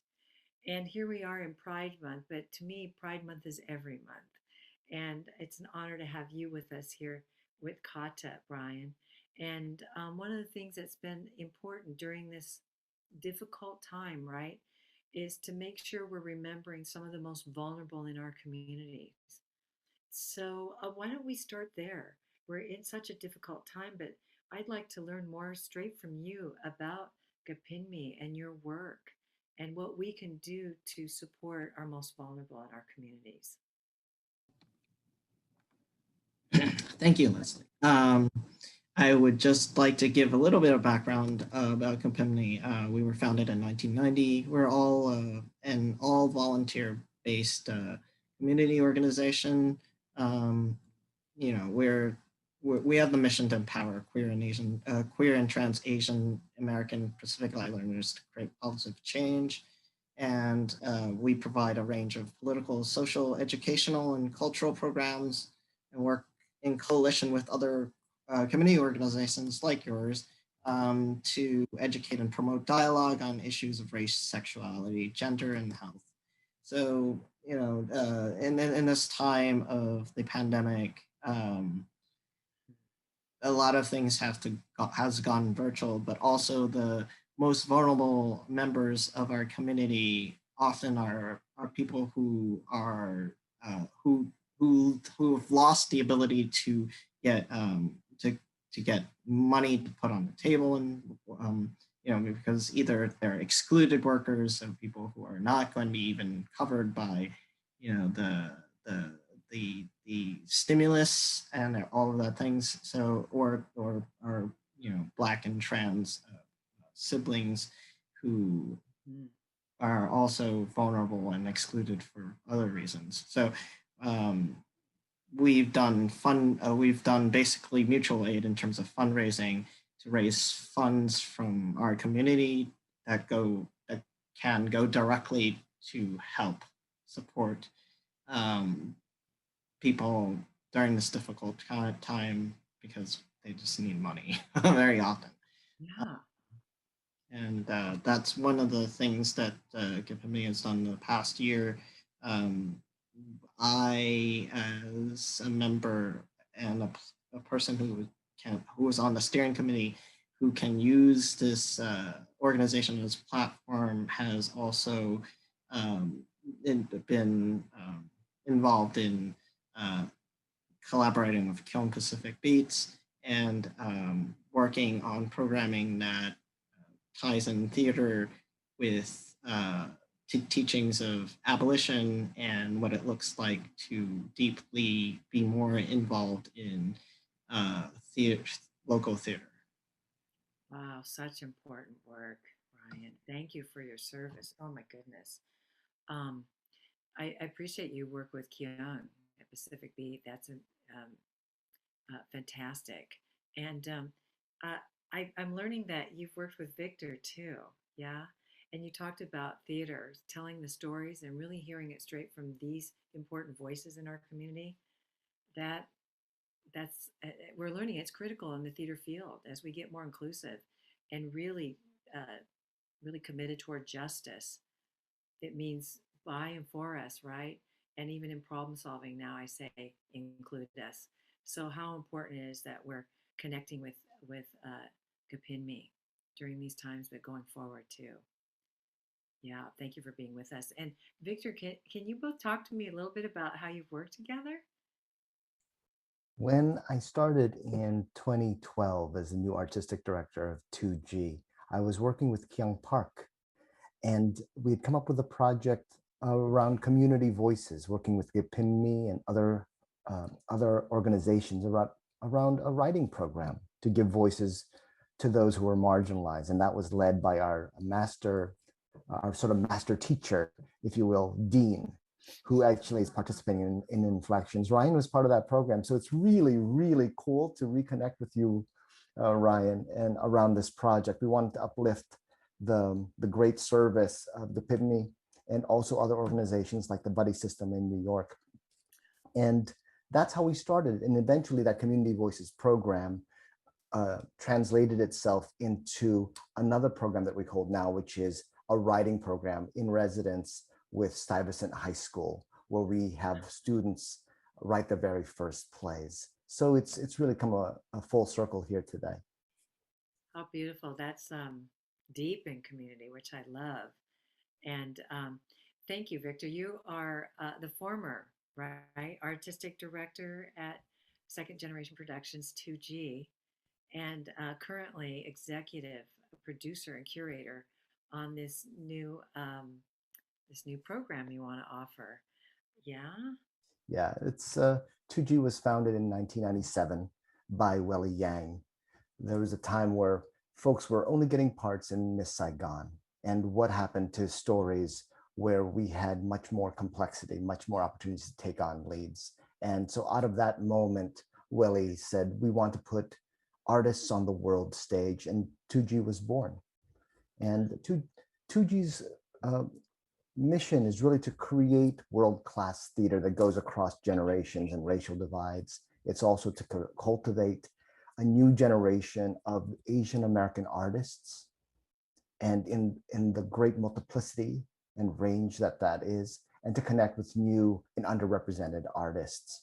And what we've done through the years is work on developed plays, community building programs just like the Community Voices, but we've also started to work inward quietly, how to reinvest in our own writers, giving them sort of the time and space away from the spotlight to give them what they need, whether it's a workshop, whether it's just funds for their own development.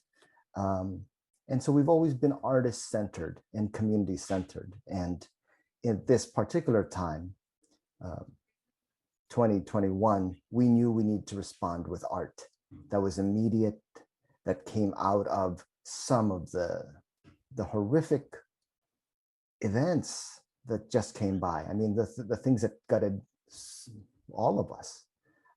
And that's how the program Inflections came to be. It really came out of a need to use art to have a conversation around the fullness of who we are. It was really a necessity.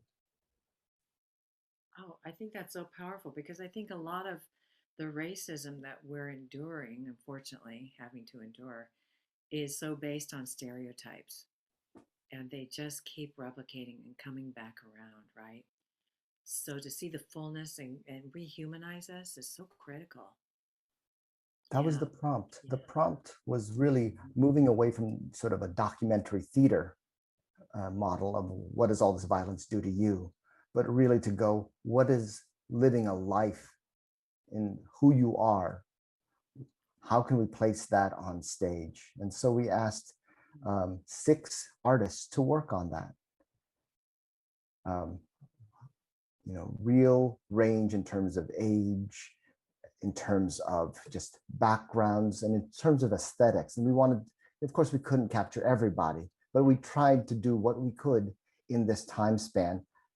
They're able to do it in 15 minutes. It's a 15-minute piece. They were going to rehearse it and record it within a 4-hour window with no more than 4 actors. And it had to respond to this idea of inflections, curvatures, arcs, undulations of milestones, of moments of a life. And the plays that they've come forward with are just beautiful, heartbreaking, and in a way really respond to a striving to live, and frankly, getting up after we've been pushed down. That's the great resiliency in this critical moment. And that's why I'm so thankful to CAATA and HowlRound for inviting us into this Healing Over Hate series, because we know that this is an important forum around connection and also the global reach of the project. So I really want to thank you for that. And we've worked together in the past, Leslie. So you said yes immediately, and I'm so grateful for that. Ryan said yes immediately to speaking about his work and Gapipni's work. And it's that sort of partnership that's kept 2G going and frankly afloat. We're small, we don't have huge funds, but we do have a range of a network that we really rely on and are there for us. Beautiful, beautiful. This is powerful work you all are doing. Ryan, how is it to work with Victor? Well, I mean, I didn't exactly work with Victor directly. It was more Kyung who did most of the coordination. For me, I was I actually ended up being one of the playwrights, so I worked on my first play as a result of the project. So outcome was that. And yeah, I mean, I discovered that I have chops to be a writer, and it's fascinating to learn how to write plays, I guess. So yeah, I was grateful for that opportunity. I find that for me, I've discovered that writing is a form of healing for me. It can be useful as therapy, theater as therapy. And I do also feel that when we can tell our stories, we can also heal. So I believe that, this work is important for us to see our stories be represented, but also be able to have the artists be able to heal with being able to tell their stories, diversify the intersections of our identities to finally make the nuanced differences, so that I feel like one of the problems is we don't get to play roles that are fiction and have us be like, well, that's not actually my story. But people over identify, people who are, for example, trans, get to play trans characters, and and then be just assume that they're just playing themselves versus people who aren't trans playing a trans character getting accolades, so Mm-hmm. if we have enough stories to represent the different types and properly cast them, then we can actually finally get people to understand that it's a beautiful performance as opposed to you are playing yourself, which isn't always true, right? Like I write stories that sort of touch on a feeling, but not necessarily assume that that is actually exactly the story that I'm telling is an autobiographical story. Mm-hmm. Thank you for that. Yeah, we know representation is huge. Being able to play of your own identity or intersections of your identity, so critical. It affirms your humanity. And if you don't see yourself, the injury it causes, right? We're just starting to really understand how to talk about that. Yeah, yeah. Um, so with that, so Ryan, you're a part of this Inflections project. How incredible! Beautiful. Victor, will you tell us more about Inflections? Inflections is 5 projects. I'll tell you about the writers involved. Yes. We have Jade Wu, who's written a play called Darwin's Arch. Max Yu has written Distance Abandoned. And oftentimes it is about some of the stories have to deal with losing oneself or even the sense of responsibility in the family. Mm. Dean has written a story called a play in 20 measures that has the way that he describes it is a story about the families we make, sometimes out of thin air, but always out of full hearts. And Rendara Santiago writes about 2 Philorican sisters really unfolding patterns about themselves in a series of FaceTime calls. And finally, we have a new piece by Philip Khan Gatanda and Shinji Ashima, a song that is called Body of Eyes. It's about a couple that wonders about their decision not to have children. So even in those snapshots, you'll start to see the range and depth and complexity of what it means just to be alive through these very, very stunning writers. And there's great laughter in there, but there's also great resiliency, and all under such limited time to write this work. And I will say, they've all put themselves on the line. They really haven't missed this opportunity to use their art to respond. Many of the artists, the writers, the editors, the actors, they've all said, at this time, I want to be in this community. And close to 40 artists are joining for this project. And so they didn't want to miss their chance to have this conversation. And that's what I'm really, really interested in. Just like the opportunities with Ryan, we brought the folks in, we gave them some parameters, and then let their imaginations go wild. So I can't wait to see what they've come up with in the final product. Oh, that's fantastic. We know when you give artists parameters, they often create magnificently, right? So you've given them this challenging framework to work in. That's amazing. Um, oh my goodness. Thank you both for being of service to our communities. We know how powerful art can be for the artists themselves creating the work and in collaboration, coming out of isolation, especially during this pandemic, but also for us as audience. I am certain it's going to be the healing we need while there's such hate going on. We hope to keep healing so we can keep eradicating hate, right? Yes. So, oh my gosh, thank you so much for joining me for this session and helping us to learn more about inflection so that we can go forth and support it, view it. Can you tell us as we go out now, Victor, can you share with us some of the details about inflection, how people can view it? And then Ryan, too, if there's any last thing you would like to share of course, I want to have your voice included in our closing. Thank you, Leslie. So Inflections actually will have its premiere on HowlRound TV from June 28th through June 30th. You can find it on HowlRound. You could also catch it on Facebook Live through the CAATA site. So that is June 28th through the 30th. You can catch Inflections. And you could also find out more on 2g.org and CAATA.net. Thank you for that.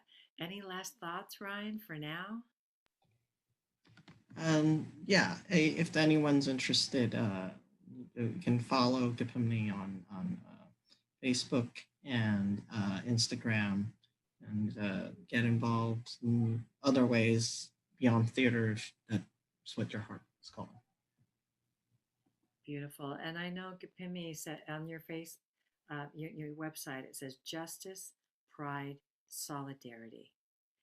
Thank you for that work. We support that here at CAATA, absolutely. And we look forward to being in partnership more. So thank you so much for joining us, to our audience. And thank you to Victor and Ryan for being with me here. This has been a really wonderful conversation. Okay. And we encourage our audiences, of course, be safe. Wear masks when it's necessary, when you're asked to. And if you're inclined, we encourage you to get vaccinated so we can get back to live theater. And of course, just being in connection with each other in person. Beautiful. Thank you, everybody.